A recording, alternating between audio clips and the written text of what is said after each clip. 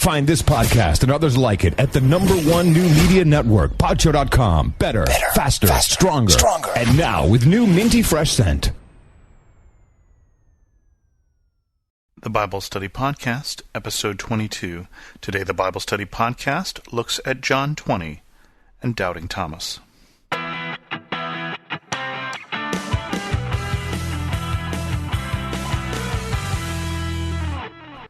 Welcome to the Bible Study Podcast. I'm your host, Chris Christensen. The verses for today are coming from John 20, and they are just after the resurrection of Jesus. Starting in verse 24. Now Thomas, called Didymus, one of the 12, was not with the disciples when Jesus came.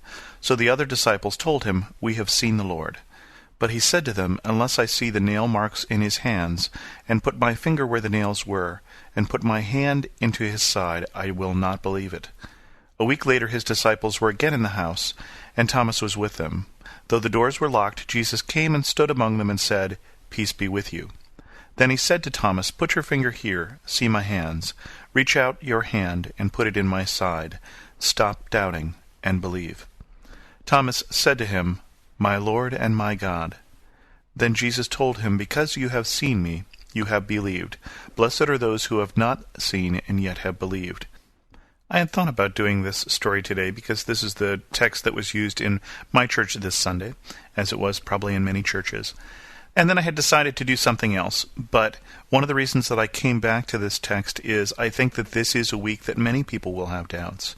I woke up this morning and opened the paper, and there was the news of this horrific slaughter of children in the college in Virginia. And I think a lot of people will wake up today and look at this news and say, where was God? A lot of people's faith is shaken by the circumstances they find themselves in. And I think we need to admit to ourselves that this is a natural reaction. I think we have to look at the gospel here of John and thank God for Thomas. I certainly do, because when I look at Thomas, I can see that he is asking questions that I would have asked maybe.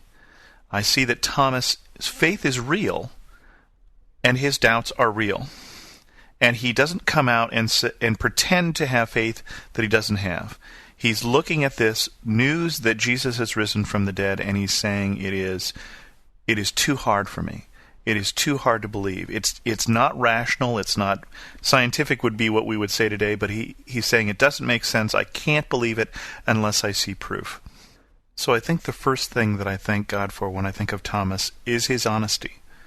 I thank God that he expressed this before the other disciples, before he had a chance to see that proof, so that we could see that we weren't alone. That doubt is something that even the apostles had.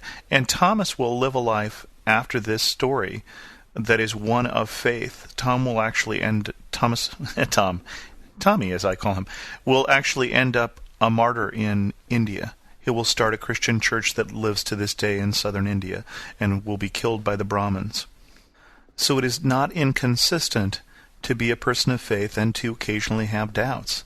And Thomas did. And Thomas was honest and open about it. And I think that that is something that should inform us. That when we have doubts, the first thing we should do is be honest. And the second thing that I think is significant in this is Thomas is there. Thomas doesn't go home when he has these doubts. He goes and he spends time with the fellowship of believers. And I think that's something that I see that a lot of us don't do.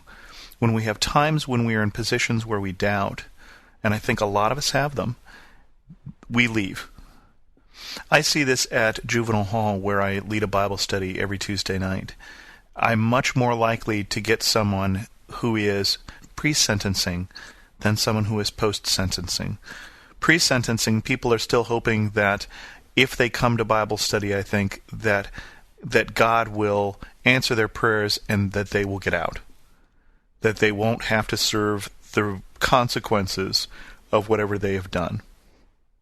And post-sentencing, I think a lot of people say, well, I tried it and it didn't work, or God wasn't listening, or why didn't God answer my prayer?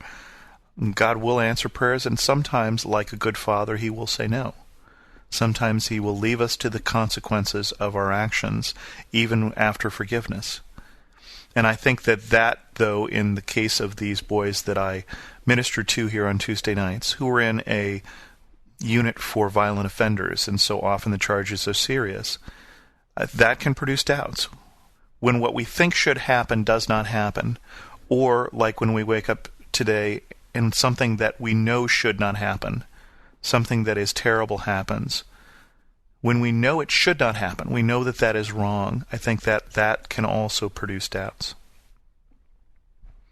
And one of the things that I think we need to admit to ourselves is that this is not a perfect world.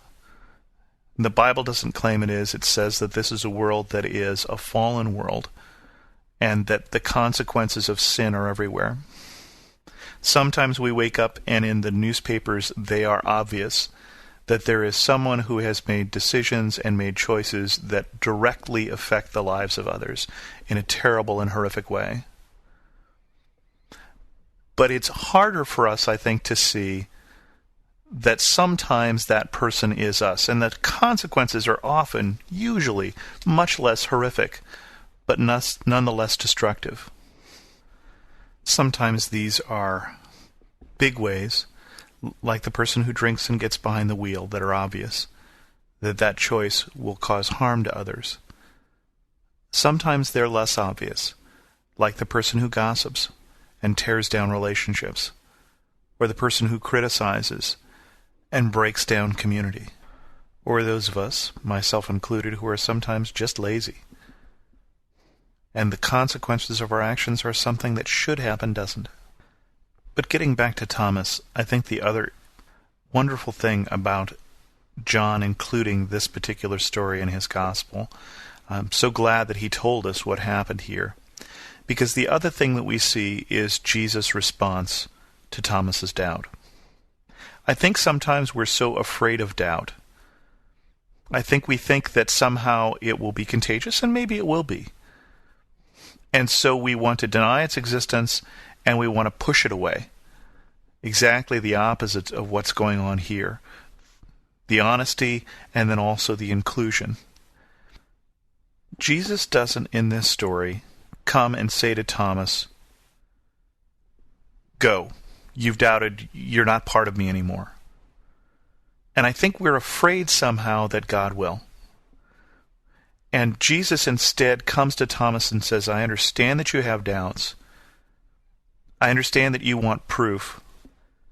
Stick your fingers in my hands and your hand in my side, and don't doubt, but believe." He comes to him and offers him proof. He comes to him and says, "You don't need to have doubts." And I think the appropriate response for us when we have doubts is to go to God and say, "Lord, I have doubts. I'm struggling with this. I'm struggling with this situation. I'm struggling with my faith. I'm not even sure that you're there." I think those are questions we should take to God. And we see in this that Jesus responds with love to Thomas. And not only that, but also ends with that phrase, "Because you have seen me, you have believed. Blessed are those who have not seen and yet believed." And of course, we are some of those. We weren't there with the apostles while they left us evidence, and they left us testimonies like Thomas did. Thomas, who was full of doubt and then lived a life that says, "I am so sure that Jesus rose. I am so positive of what I saw, despite the fact that I, like you, was not sure. That I can't live a life other than this." And of the apostles who were in that room, John is the only one who lives to old age, and all of them, John included, live that kind of life. All of them are changed by this resurrection, and with their lives they testify to what they saw. And with their testimony, God is saying, "I don't have to leave you with your doubts. Look at this testimony of those who did see and believed, and how strongly they staked their life on what it was they saw, so that you can believe." And with that, we'll close this episode of the Bible Study Podcast. I pray that God will be with you in these days, even if you're struggling, or especially if you're struggling with doubt. If you want to leave a comment on this episode, go to thebiblestudypodcast.com or send me an email at host@thebiblestudypodcast.com. And as always, thanks so much for listening.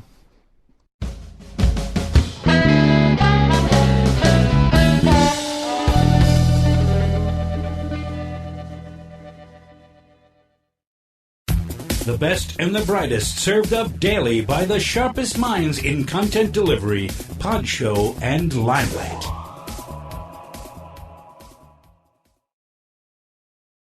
For some of us, personal finances aren't just personal. They include loved ones, neighbors, the communities we call home, and the causes we hold in our hearts. At Thrivent, planning your finances is bigger than just money.